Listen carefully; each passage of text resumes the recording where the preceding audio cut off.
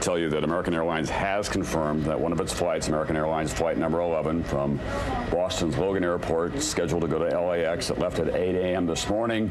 45 minutes later, it was diverted into the World Trade Center. It was the airline that was involved. We can only assume on a popular flight like that it probably had a capacity load of passengers and crew on board. There was a hijacking. That was the first plane that was involved. We don't know about the second plane yet, nor do we know the origins of a third plane that deliberately flew itself into the Pentagon this morning near the heliport. NBC Jim Miklashevsky now has been forced to evacuate that building, and so we'll have to wait till we hear from him. Saw some pretty dramatic pictures from the Pentagon just moments ago, Matt. Let's go back to a few seconds ago. This is now about an hour after the first impact. We saw some dramatic footage of a portion of one of the Twin Towers, actually it appearing to fall away from the rest of the building. Can we go to the tape now? Here we go, right here. This is, I mean, when you look at it, the building has collapsed. That tower just came down. Let's go to Bob Bazell, who is at St. Vincent's Hospital. Bob, what's going on there? What can you tell us? Katie, St. Vincent's Hospital is one of the hospitals that's closest to the World Trade Center. In the last few minutes, ambulances have been coming in one right after another. Most of the people they're bringing in have second and third degree burns, very serious burn victims. They say the smoke inhalation people will probably be the most serious, but they're not even close to getting to them yet. There's a triage operation that's going on in the area. Ambulances are being dispatched to every hospital in New York City. The entire staff of this hospital has come in from wherever they are, and it's true at hospitals across New York City. They're standing there.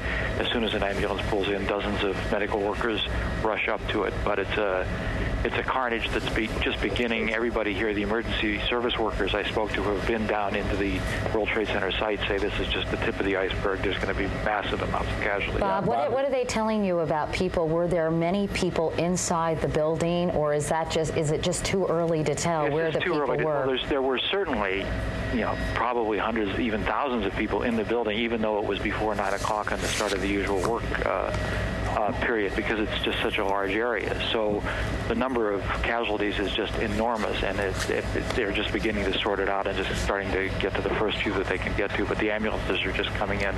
They're lined up. Every ambulance in New York City has been summoned. They're standing in a queue. They go in as soon as they can get a victim and bring them up here right away. Bob, we're also looking at the lower end of Manhattan now as a result of the collapse of one World Trade Center.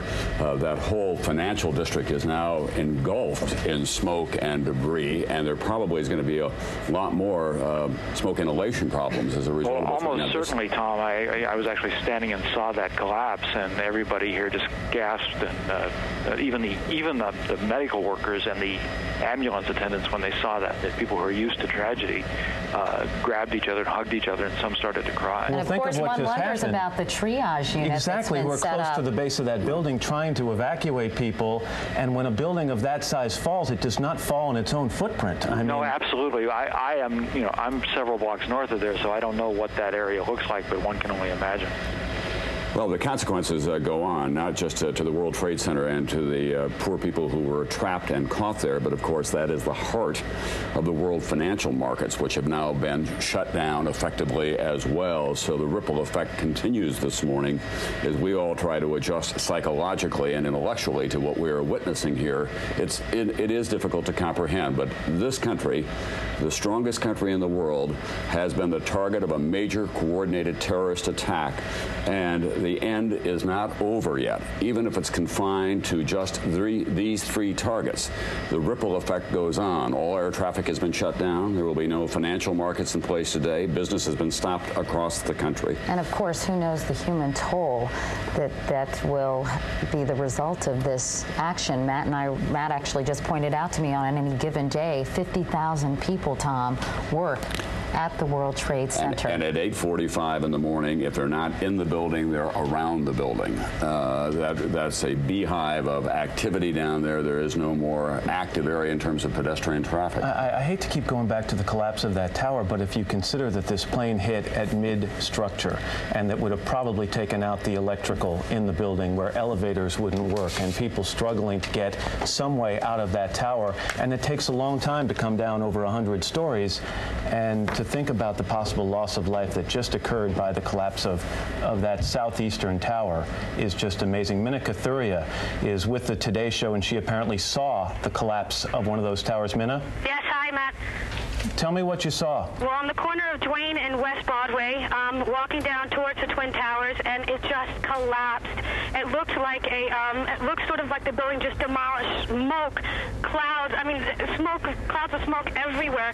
People running towards me. I was going towards the Twin Towers. People were going away from the away from the towers, and it was just people running like I've never seen a scene like it.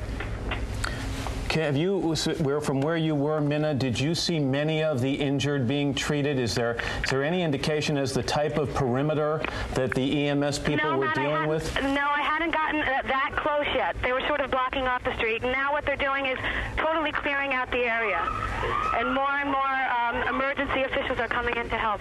Can you just give me an idea of the reaction of people down there, Minna? Just pedestrians? Everyone in tears. People who were. I met some woman who was in the building to the right of where the first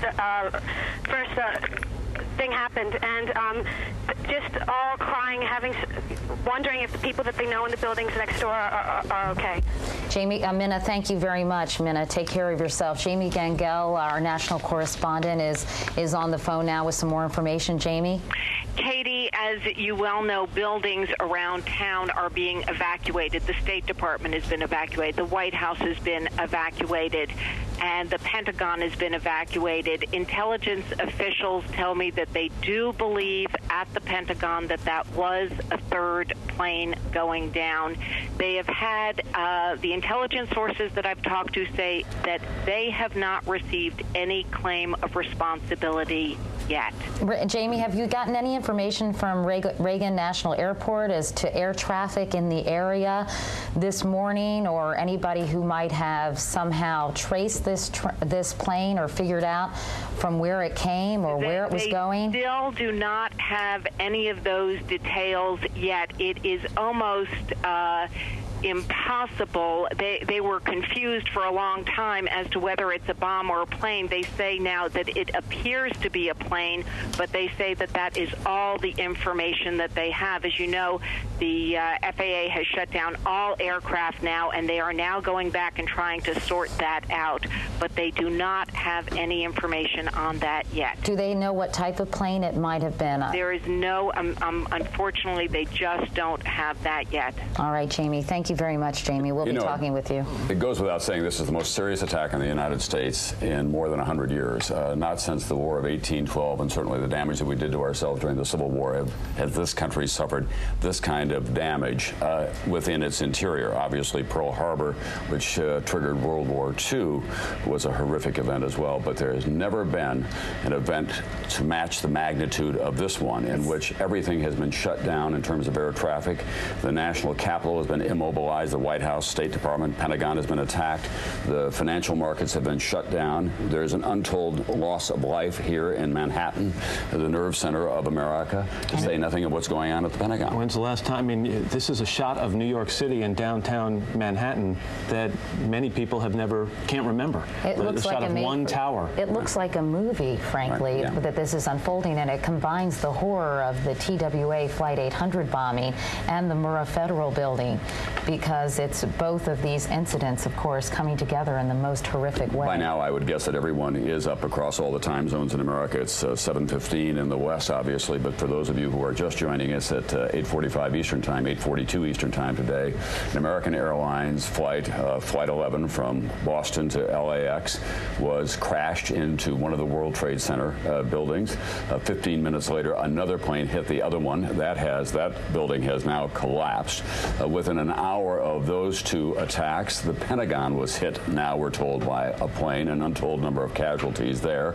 President Bush has been on the air. He was in Florida at the time saying apparently this was a terrorist attack. Everyone now believes that, carefully coordinated from the air, and the consequences of it in terms of human loss and the effect on this country are still to be determined. We want to go now.